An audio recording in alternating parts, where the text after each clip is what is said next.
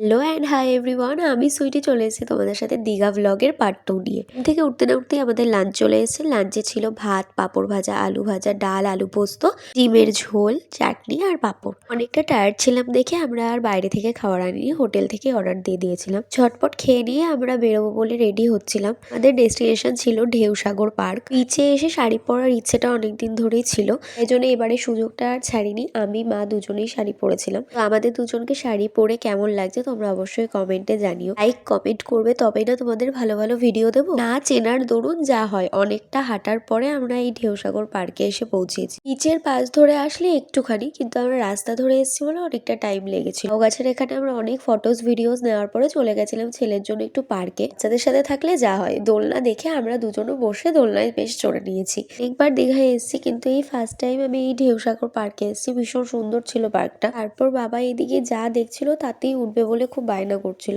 ও সবকিছু চড়তে চড়তে আমরাও চারিদিকটা একটু ঘুরে দেখে নিচ্ছিলাম। আমরাও দীঘায় ঘুরতে আসলে এই জায়গাটায় অবশ্যই যাবে। পার্ক থেকে বেরিয়ে আমরা চলে এসেছিলাম বিচের দিকে। বিচ থেকে হেঁটে আস্তে আস্তে কিছু ছবি তুললাম। রুমে এসে কিছু সময় রেস্ট নিয়ে আমরা চলে গেছিলাম মার্কেটিং এর জন্য।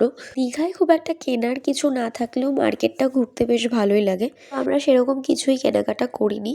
তারপরে ঝালমুড়ি কিনে আমরা চলে গেছিলাম বিচের ধারে বসতে। আরো কিছু টুকটাক খাবার দাবার আমরা ওখান থেকে নিয়েছিলাম। লাস্টে ছোলা মাখা খেয়ে ফেরার সময় ডিনার কমপ্লিট করে আমরা চলে গেছিলাম রুমে। রাতে খুব ভালো একটা ঘুম দিয়ে আমরা সকাল সকাল উঠে পড়েছিলাম। এটা ছিল আমার দ্বিতীয় দিনের লুক। এদিকে মা আর আমি ফুল রেডি হয়ে বেরিয়ে গেছিলাম। ঘুম থেকে উঠেই মনটা কেমন চা চা করে, তো আমি বলেছিলাম যাওয়ার সময় কিন্তু মা চা খাবো, তারপরেই বিচে যাব। গরম গরম মাটির ভাঁড়ে চা। চাটা এত ভালো ছিল মানে বলে বোঝাতে পারবো না। চা খাচ্ছিলাম দেখে বাবাইকে একটা কেক কিনে দিয়েছিলাম, কিন্তু ও কেকটা খাইনি। নিচে গিয়ে ফটোস ভিডিওস নিতে অনেকটা দেরি হয়ে যাবে, তাই জন্য আমরা ব্রেকফাস্ট করে তারপরেই বিচে যাব ঠিক করলাম। আমরা নিয়েছিলাম এখানে পেটাই পরোটা আর ঘুগনি। ব্রেকফাস্ট কমপ্লিট করে আমরা এদিক ওদিক ঘোরাঘুরি করছিলাম, যেহেতু ঠান্ডা লাগছিল, বিচে নামতেও ইচ্ছে করছিল না। মাত্র 250 টাকায় শঙ্খ বিক্রি হচ্ছিল, সেই শঙ্খগুলোই দেখছিলাম। রোদ ওঠার পরে বিচটা কিন্তু ভীষণ ভালো লাগছিল। দিয়ে ছেলে আর মা সমানে এদিক ওদিক দৌড়াদৌড়ি করছে। সবাই তো ফুল মস্তিতে আছে, দেখো কিভাবে জলের মধ্যে দৌড়িয়ে দৌড়িয়ে চলে যাচ্ছে। কোনোভাবেই জল থেকে তোলা যাচ্ছে না। কি করেছে সেকেন্ডের মধ্যে মাথা থেকে পা পর্যন্ত। মা আর ছেলেতে বসে গেছিলাম খেলতে।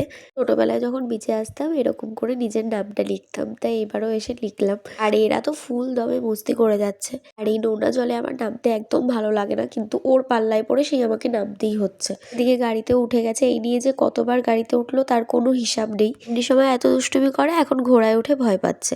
পরে তিনজন নিয়ে নিয়েছিলাম আইসক্রিম। আইসক্রিম খাওয়া শেষ করে আমরা চলে গেছিলাম রুমে। এত পরিমাণে হাঁপিয়ে গেছিলাম, ছেলেটা এত দৌড়াদৌড়ি করিয়েছে। তিনজনই ভীষণ ক্লান্ত, এখন স্নান করে নেব রেস্ট। আজকের ব্লগটা এই পর্যন্তই। দেখা হবে নেক্সট পার্টে। ততক্ষণের জন্য টাটা।